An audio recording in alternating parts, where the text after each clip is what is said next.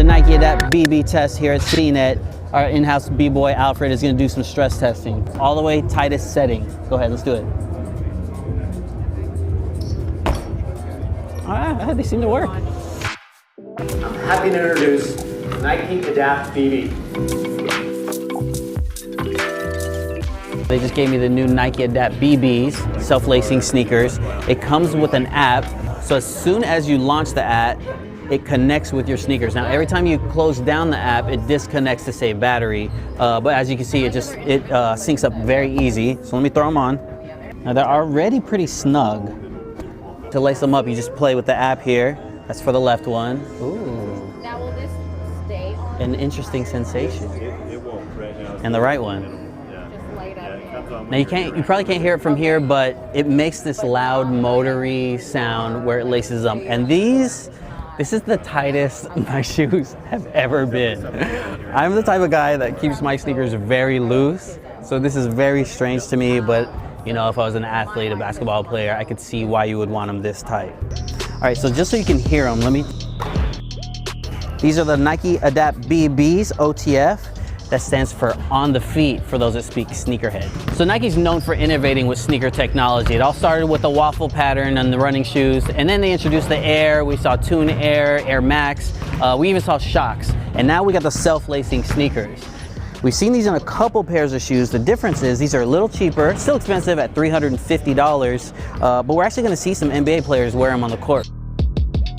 So this is the Adapt app right here. You need this to sync up with your sneakers.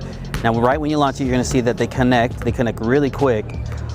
All the way down means the left shoe and the right shoe are all the way loose. So if I wanna tighten up all the way, I bring them both up. And I can feel them slowly going up, hear the loud motor going.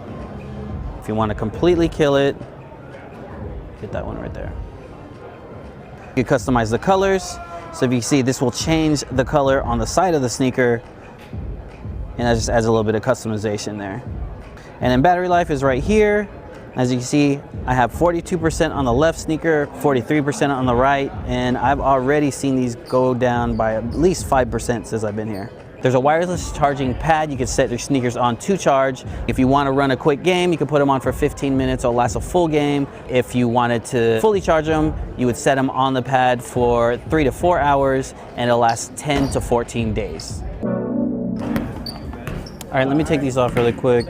Now, the technology inside is what Nike's calling the brain, which is a motor built inside, and that's actually what communicates with the app so that you can lace the sneakers.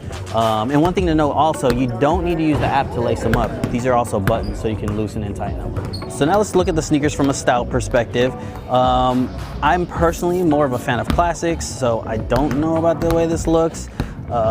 Instantly it reminded me of the old Gary Paytons. Those were the first sneakers I saw that kind of covered the laces. One thing that sticks out to me, I've always been a fan of customizing your laces, having them really loose or putting fat laces or even doubling them up. You don't have that option here. So I'm curious to see how sneakerheads or people that just are really into sneaker culture gravitate to these. Are these going to be worn strictly for performance?